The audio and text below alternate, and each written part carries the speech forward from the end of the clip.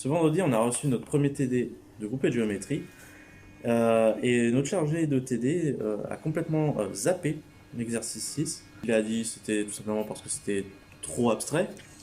Bon, je pense surtout que c'était un peu trop long et qu'on était vers la fin du TD. Mais très honnêtement, même si cette question-là, je trouve qu'elle n'a pas grand intérêt, je la trouve quand même assez intéressante. Attends. Alors, soit X un ensemble et P une partie de X, montrer que l'ensemble SXP des bijections sigma de X dans X, tel que sigma de P égale P, muni de la composition des applications, est un groupe. Je vais simplifier ça après. Hein. Quel est l'ordre de ce groupe? S'agit-il d'un groupe abélien? Bon, déjà, bijection sigma de X dans X, bijection d'un ensemble au même ensemble, c'est juste une permutation de cet ensemble. Une permutation, si vous voulez, c'est une fonction qui prend toutes les valeurs de cet ensemble-là, donc en l'occurrence x, et qui va échanger ces valeurs-là avec d'autres valeurs, ou qui va fixer telle ou telle valeur, enfin c'est tout à fait possible aussi. Visuellement, ça ressemble un petit peu à ça. Ça, grosso merdo, c'est l'entrée, et ça, c'est la sortie de la fonction. Voilà. Donc, le truc en bas, c'est vraiment, vous pouvez voir qu'en gros, ça échange les valeurs. Pas forcément avec un autre truc, hein. Des fois, vous pouvez voir, si j'ai un peu de chance, des valeurs qui restent, voilà, par exemple 0,1, vous avez vu là, voilà, des valeurs qui restent fixes, pour se merder. Et l'idée, euh, en fait, bon, déjà les permutations, de manière plus standard, elles sont notées comme ceci, bon, en général avec des parenthèses à côté, parce que voilà, mais c'est exactement la même chose, hein. Vous pouvez voir comme s'il y avait des flèches et tout. Et l'idée, c'est qu'on va prendre une partie de ces éléments et on va les permuter uniquement avec eux-mêmes.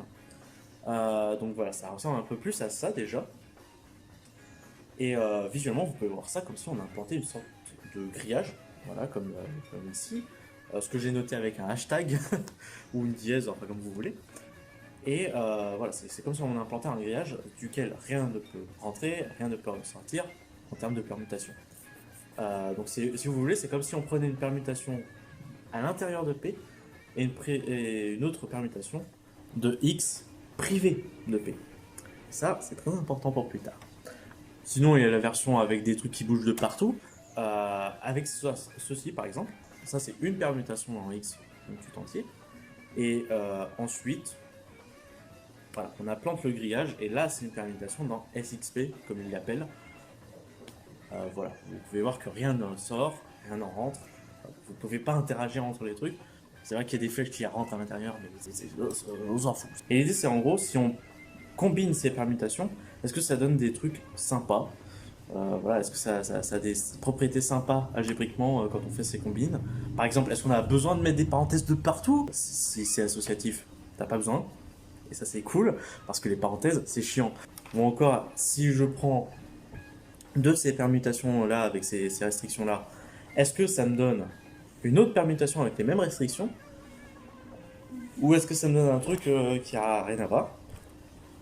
Si ça me donne un truc qui a rien à voir, c'est pas un groupe. Si c'est non, bah, ça peut être un groupe. Ensuite, est-ce qu'il y a une identité? C'est-à-dire, en gros, est-ce qu'il y a une permutation qui... par exemple, si je prends les chiffres de 0 à 9, bah, est-ce que il y a une permutation qui fait f de 0 égale 0, f de 1 égale 1, f de 2 égale 2, f de 3 égale 3, etc. Enfin, bon, en gros, f de x égale x pour n'importe quel x dans x. Beaucoup de x. Parce qu'en gros, l'idée c'est... Alors déjà, est-ce que je peux ne rien faire, quoi, grosso merdo? Est-ce que je peux rien permuter? Est-ce que c'est une possibilité? Alors, dit comme ça a l'air un peu con, mais en fait, il y a la dernière propriété des groupes qui est, est-ce que chaque élément dans ce groupe est inversible? Et inversible, ça n'a de sens que s'il y a une identité. Par exemple, on dit que l'inverse de 2, c'est un demi. Mais ça n'a de sens que parce que 2 fois 1 demi, ça donne 1. Et 1, c'est l'identité de la multiplication. Donc en fait, ça n'a... En gros, inversibilité et identité... Bon, c'est pas deux faces d'un même truc, mais en gros, s'il n'y a pas d'identité, il n'y a pas d'inversibilité. En réalité, les permutations en général munies de la composition des applications, c'est-à-dire que si je prends, encore une fois, une permutation F et une permutation G, la composition c'est juste F2G. La permutation avec cette composition-là vont former un groupe. Si on sait combien il y a d'éléments dans l'ensemble, par exemple disons qu'il y a n éléments dans cet ensemble-là, bah, ça va être n factoriel l'ordre de ce groupe. L'ordre du groupe c'est juste en gros le nombre de permutations qu'il y a en l'occurrence. Et du coup, bah, on va essayer de voir si ça forme un sous-groupe de ce groupe-là. Et du coup, l'idée, voilà, c'est de voir s'il y a certaines propriétés du coup qui restent. Bon, déjà, est-ce que c'est clos? Bah oui, parce que, bon, déjà, ça, c'est donné par le fait que l'ensemble des permutations X, ça forme un groupe. Donc du coup, ça c'est obligé. Mais, est-ce que on a bien ceci? Bah oui. C'est littéralement marqué. Hein, donc oui, oui, c'est bon, c'est clos. Tout va bien. Toutes les propriétés sont respectées. Voilà. Ensuite, est-ce que c'est associatif? Oui, oui. Bah, en fait, la composition des applications, si elle est associative dans un certain ensemble, elle le sera sur tous ces sous-ensembles, qu'ils soient un groupe ou non. Donc de toute façon, ça au moins on est sûr. Donc, assoc, ça bon. Ah, est-ce que il y a un autre, une identité, hein, tout simplement, enfin voilà, parce qu'il y a un truc qui fait rien. Oui, parce que x qui donne x pour n'importe quel x dans x, beaucoup de x, bah ça c'est dans SXP. Voilà. Que oui, là pour le coup, tous les éléments de x sont permutés avec un élément de x, et tous les éléments de p sont permutés avec un élément de p. Voilà, c'est aussi comme ça. Et enfin, est-ce que c'est inversible? Bah oui, oui, bah oui. Je veux dire, toutes les permutations ont un inverse. Déjà, ça, c'est donné. Voilà. Ça existe parce que toutes les permutations sont inversibles. Mais en vrai, le véritable axiome, c'est est-ce que c'est inversible à l'intérieur de l'ensemble? Et pour le coup, oui, parce qu'en réalité, si j'ai x de p égale p, entre guillemets, c'est-à-dire est-ce que tous mes éléments de p sont permutés avec un autre, sont permutés avec un élément de p, bah ça veut dire, si je fais ça, hop, tac, tac, tac, tac, vous pouvez voir que ça et ça s'annule, et donc en fait on a p égale ceci, sigma moins 1 de p est égal à p. Donc, merde, j'ai marqué sigma. Sigma moins 1 est dans SXP. Et donc ça forme bien un groupe. Voilà, ça au moins c'est plié. Ensuite, quel est l'ordre de ce groupe? Ah, ça par contre c'est cool parce que c'est de la combinatoire. Si vous vous souvenez de la métaphore du grillage tout à l'heure, en fait vous pouvez voir chacune de ces permutations comme si on permutait P à l'intérieur de P et tout le reste à l'intérieur de lui-même. Et en fait vous pouvez voir ça exactement comme ceci. Donc du coup ça veut dire que en réalité c'est deux permutations combinées en une seule. Du coup bah en fait l'ordre du groupe ça va être le nombre de choix que vous avez pour choisir chacune de ces permutations.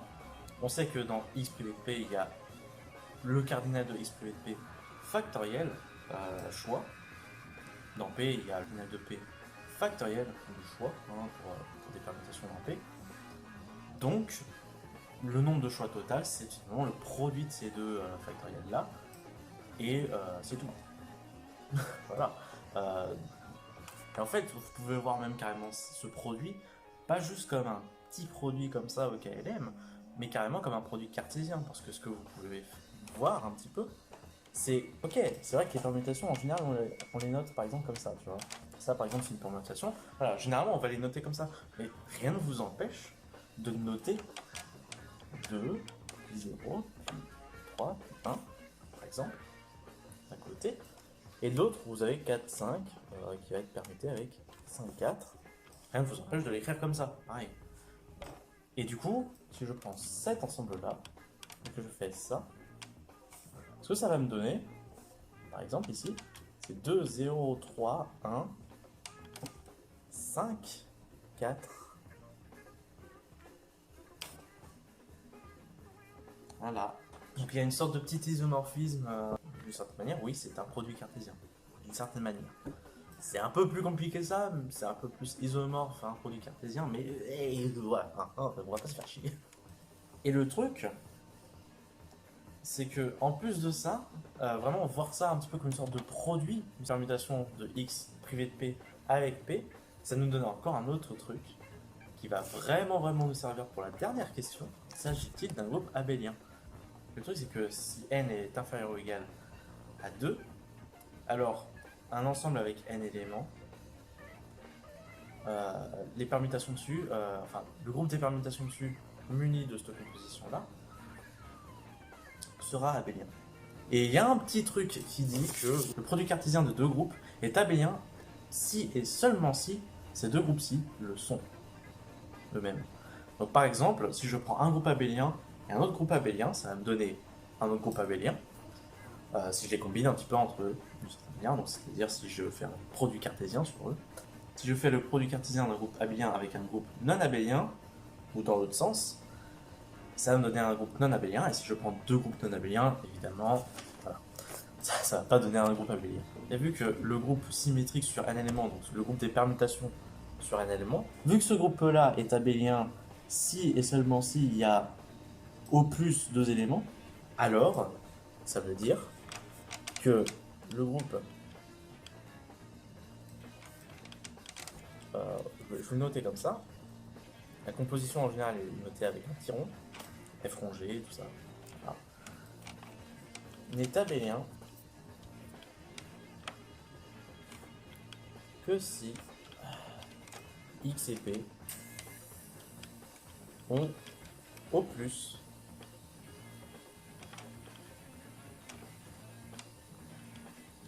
deux éléments.